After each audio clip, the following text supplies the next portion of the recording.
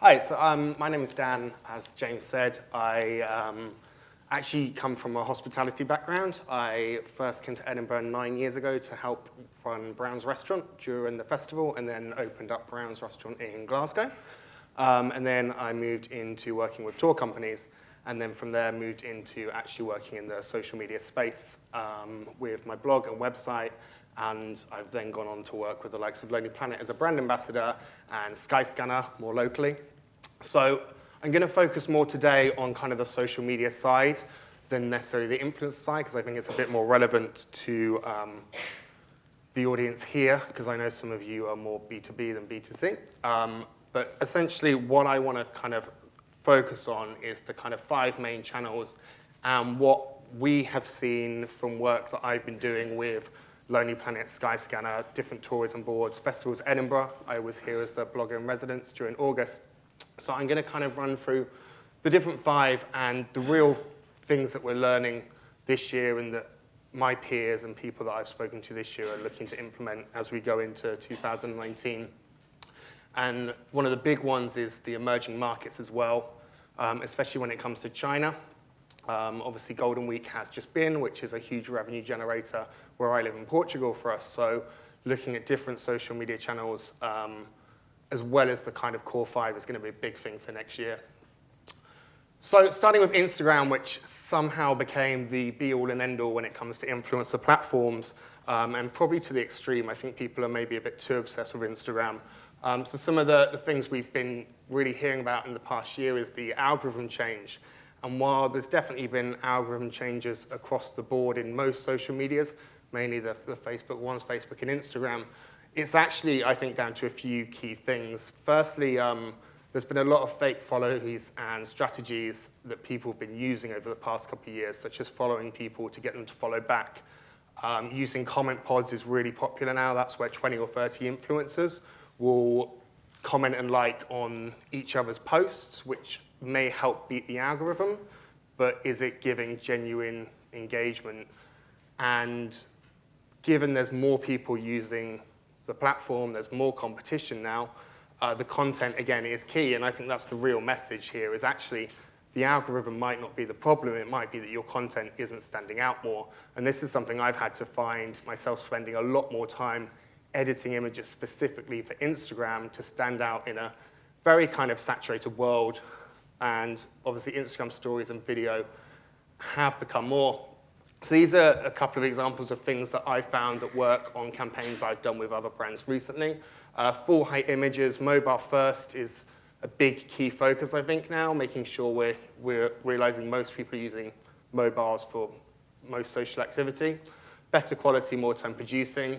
Lesser known places, this is Portugal's 4th city, Braga, which isn't so well known. The reach is, on this image, for example, was 32,000 on an account with 20,000 followers. And then being more genuine and engaging with the community.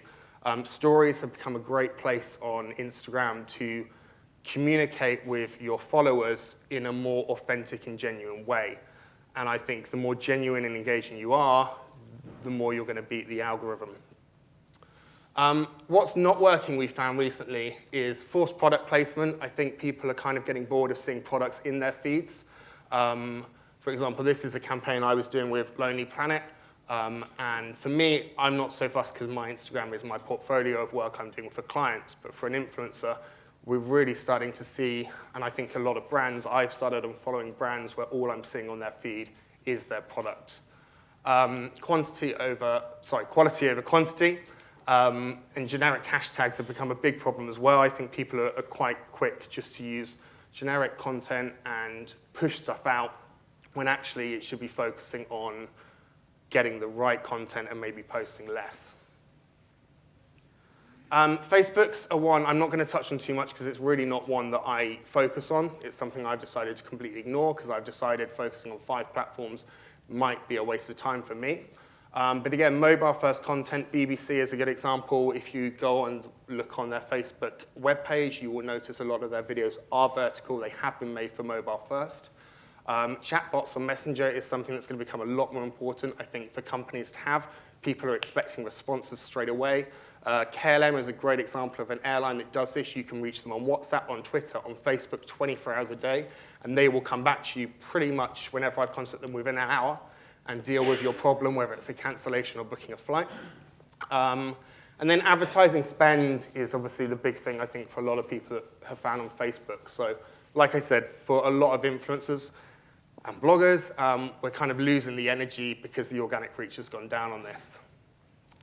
Twitter has made quite a big comeback, I would say, this year. Everyone's been telling me for years that Twitter's dying.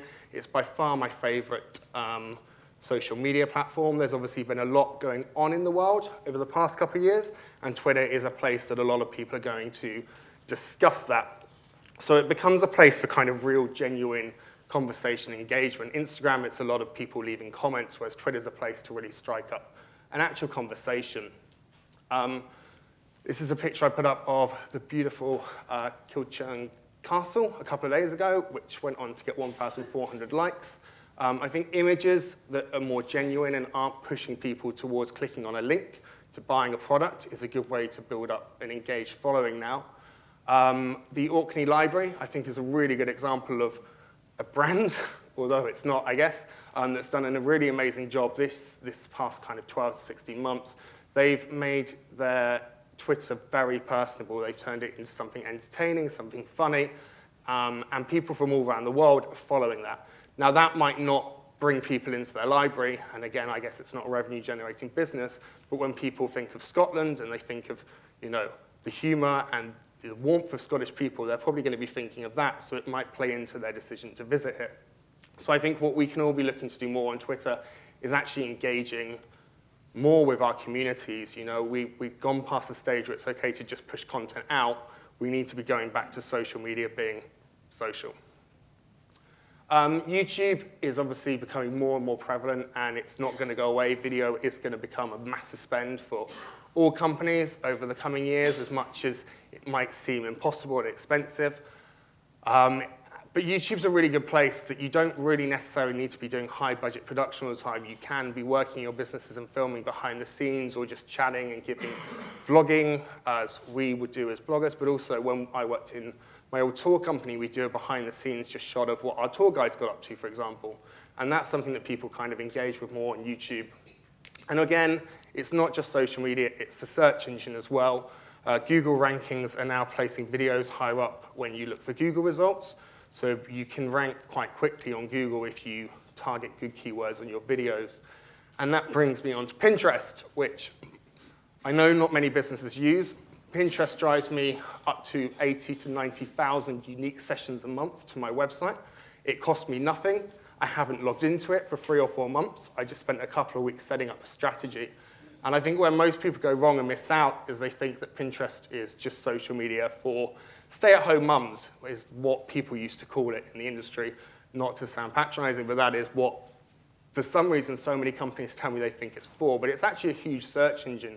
And if you can key rank and have good visual content, not only can you get the double benefit of having, for example, 67,000 people saw this destination, then 532 people clicked through on that.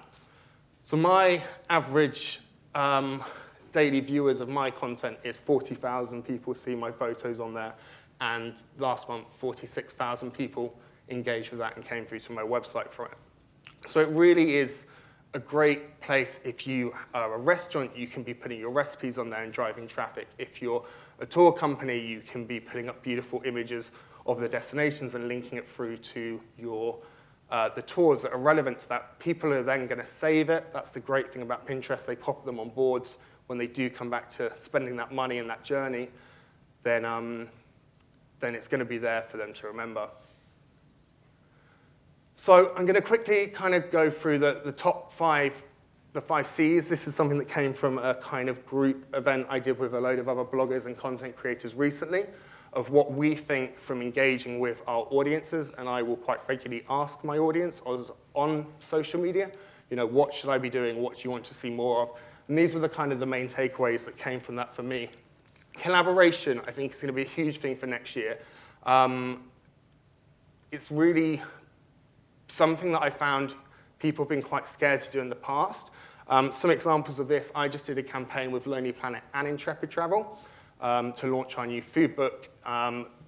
Intrepid provided the logistics in Spain. Lonely Planet provided the budget to run that. Both of them got great content from me, and it was a great partnership from them.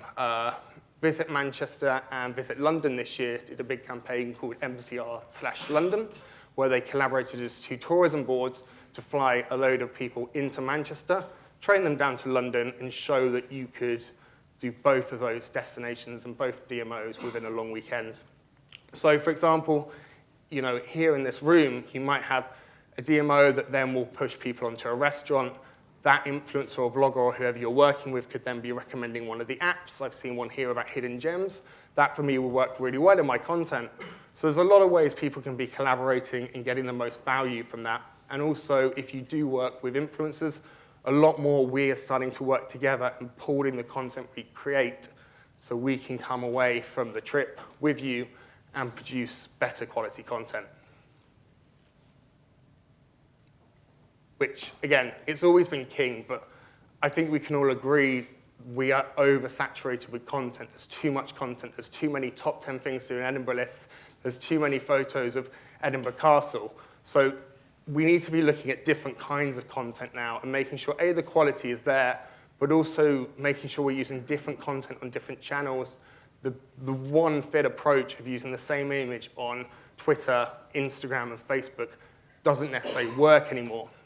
And although this causes more time and effort for us, there's different people we can be getting to help with our content. For example, I know some people in this room have worked with influencers, but you could be looking to work with them to actually create content for you while they're here as well. It can be quite a cost-effective way to both use marketing and content budget on just one person. So here's an example when I worked here in Edinburgh over the Festival City this summer. It was a two-way thing. I was putting out content on my channels. I was creating content for the Edinburgh Festival website. I created videos for them to use next year. I provided all of the raw photos and all of the raw video to Festivals Edinburgh at the end of that.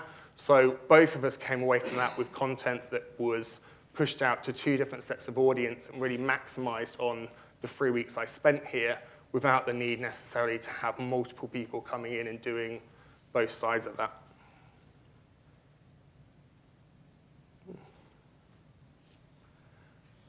Community. There's too many times I see as a consumer, not as an influencer, of travel brands, of hotels, of DMOs, people don't reply to me on social media. That puts me off coming to the destination or using that restaurant. I want to be able to tweet a restaurant because they have a Twitter and say, hey, tell me about your menu, it's not on your website. If they don't reply, I'm going to go somewhere else. So really, the community and building up the engagement on social media platforms has to happen. There's too many businesses I see that have social media because they think they need to have it, but they don't spend the time replying or engaging with their community. If that's the case, delete your Twitter. If you're not going to reply to anyone on it, it shouldn't be a one-way conversation anymore. People expect social media to work both ways. I'm going to skip a bit about working with influencers there because we've not got much time, and quickly come on to this. If you are going to work with influencers, one big thing that I've noticed over the past couple of years is people are faking a lot more, people are cheating the system. It's very easy to grow your followers by buying them, by playing games. So there's a couple of things I will say if you do start looking at influencer partnerships next year. There's some really good examples of websites that can help you vet people quite easily. Social Blade is one of them. As you can see, for example, this is my Instagram following growing here at quite a steady patch. This is someone I know who uses bad systems to do it. As you can see, one day they gained 35,000 people, the next they lost 5,000. It probably only costs $100 to buy those followers. But when they come to you and you start working with them, will you be getting the return on investment if they've cheated the figures? And a new one is Hype Auditor. This will give you a really good overview if you do work with influencers on it will give them an overall score of how engaged their audience is, who's real people, who's suspicious accounts, and then it will tell you about the comments and the recent likes and whether or not they're authentic. This is my report. I've never, ever brought followers or played any games. I've just waited very patiently for it to grow, which I think is why it gets a good ranking. And very lastly, conversion. There's never, ever usually a discussion on ROI when I work with people. They just want to know what the content is, where it's going to be put, and that's the end of it. No follow-up reports, and this, for me, is very bizarre, that we spend all of this money creating content, but we don't always look at the ROI. I think this is more down to when you do work with influencers rather than on your own. So I think it's really important when you do, and if you do start working with influencers, that you make sure you have contracts in place, you have interviews, you talk about the USPs of your business. Why would a tour company want just to push out destination promotion rather than focusing on the USPs of their small group tours or their expert guides?